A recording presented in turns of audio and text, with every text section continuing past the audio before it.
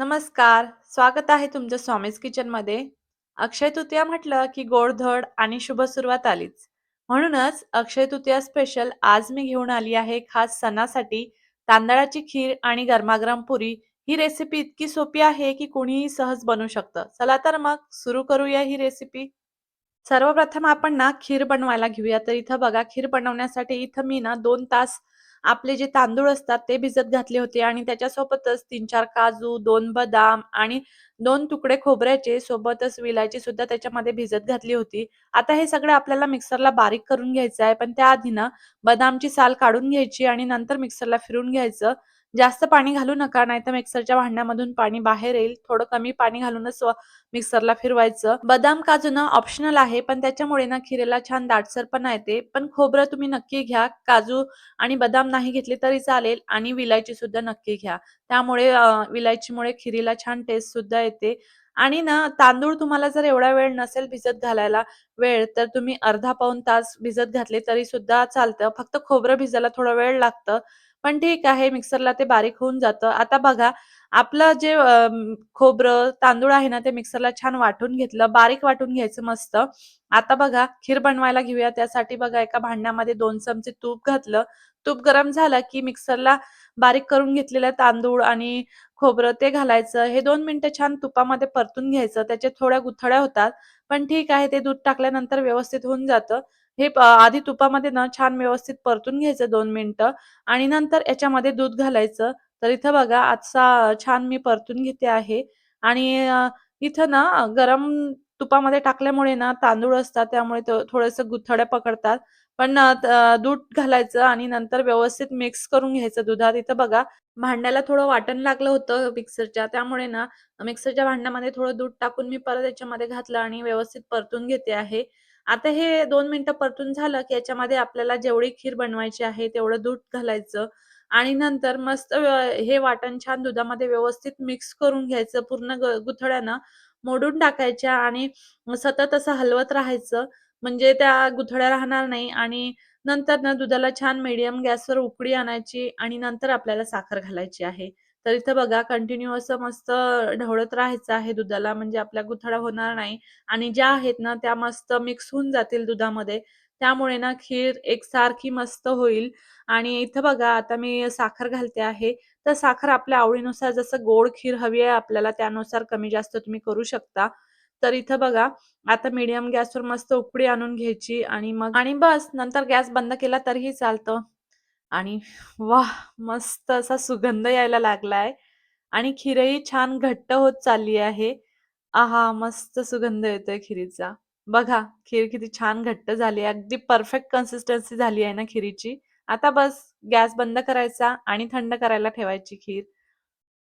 या खिरीमध्ये ना मी मध्ये बघा 2-3 काळ्या केशरच्या सुद्धा घातल्या आहेत. त्यामुळे खिरीला ना आपल्या मस्त कलर येईल आणि बस आता मी गॅस बंद करते आणि खिरीला साईडला ठेवते आणि पुऱ्या बनवायला घेते. आता बघा खीर आधी मी ना बाउलमध्ये सर्व्ह करायला घेते आणि नंतर पुरी बनवायला घेऊ.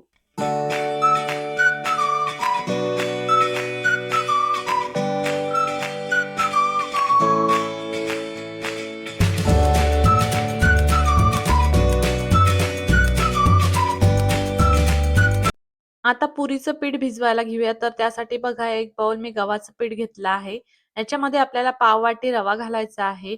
त्यामुळे ना आपली पुरी ना मस्त कुरकुरीत होते आणि छान फुगते सुद्धा आणि सोबतच चवीपुरतं मीठ घालायचं, थोडं तेल घालायचं. तेल ऑप्शनल आहे, नाही घातलं तरीही चालतं आणि घातलं तरीही चालतं. तर इथं बघा आता रवा व्यवस्थित मिक्स करून घ्यायचा पिठामध्ये आणि घट्टसर गोळा मळून घ्यायचा. जास्त घट्ट मळू नका, थोडासा घट्टसर मळा. म्हणजे ना आपला रवा नंतर छान फुलतो, त्यामुळे पीठ घट्ट होतं. म्हणून ना मळताना थोडा सैलसरच ठेवा. तर इथं बघा आपला गोळा मळून झाला आहे. आता ना 10 मिनिटं या गोळ्याला रेस्ट करायला ठेवायचं, झाकून ठेवायचं 10 मिनिटं. नंतर पुरी बनवायला घेऊया. तर इथं बघा 10 मिनिटं झालेली आहेत. तोपर्यंत इथं मी कढईमध्ये तेल तापवायला ठेवलं आहे. आता आपण पुरी बनवायला घेऊया. तर बघा एकदा परत मस्त 2 मिनिटं मळून घेते आहे पिठाला एकदा. आता बघा छोटे-छोटे गोळे करायचे पुरीसाठी आणि पुरी लाटायला घ्यायची. तर इथं बघा आता मी 2-4 गोळे करून घेते, म्हणजे एकसाथ सगळ्या पुऱ्या लाटून घेतल्या की पटापट तळायला बरं होतं. आता तेल तापायला ठेवलं तोपर्यंत पुरी लाटून घेऊया. गरमागरम पुरी आणि गोड तांदळाची खीर सणासाठी ना हे एकदम परफेक्ट कॉम्बिनेशन आहे.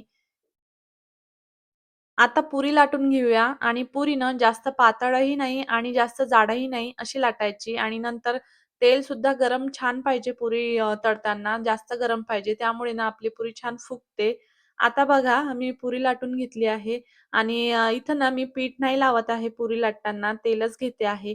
कारण पीठ लावलं तर ना आपलं कढईतलं तेल ना खराब होतं आणि त्यामुळे ना जे पीठ असतं ते काळं-काळं होऊन जातं तेलामध्ये आणि सर्व ते काळं-काळं जे पीठ झालेलं असतं तेलामध्ये ते पूर्ण पुऱ्यांना चिटकतं. त्यामुळे ना तेल लावूनच पुरी लाटायची आणि इथं बघा आपलं तेल गरम झालं की नाही हे कसं बघायचं. एक छोटा पिठाचा गोळा टाकायचा आणि तो पटकन वर आला म्हणजे आपलं तेल छान तापलं आहे आणि पुरीला ना जरा जास्तच गरम तेल पाहिजे त्यामुळे पुरी छान व्यवस्थित फुलते. इथं बघा कशी छान फुगते आहे आपली पुरी. आता पुरीचं ना दोन्ही बाजूनी छान सोनेरी कलर येईपर्यंत मस्त तळून घ्यायची आहे. त्यामुळे ना मस्त खिरीसोबत ती लालसर अशी सोनेरी पुरी ना खूप छान लागते. इथं बघा आपली पुरी किती मस्त टम्म फुगली आहे. पुरीचं पीठ ना व्यवस्थित असलं, की पुरी आपोआप मस्त छान फुगतात.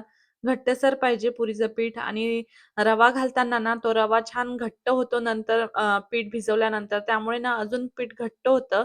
त्यामुळे मळताना व्यवस्थित मळायचं म्हणजे आपली पुरी पण छान होते आणि जास्त पातळ सुद्धा करायची नाही पुरी, नाहीतर ती कडक-कडक होऊन जाते, फुलत नाही मस्त. इथं बघा मी मस्त सोनेरी कलर होईपर्यंत दोन्ही पुऱ्या तळून घेतल्या आहे. आता बाकीच्या पुऱ्या पण अशाच तळून घेते. तर अशी आपली अक्षय तृतीया स्पेशल तांदळाची खीर आणि पुरी तयार आहे. तुम्ही ही रेसिपी नक्की ट्राय करा आणि कशी वाटली ते मला कमेंटमध्ये नक्की सांगा. आणि व्हिडिओ आवडला असेल तर लाईक, शेअर आणि स्वामीज किचनला सबस्क्राईब करायला विसरू नका.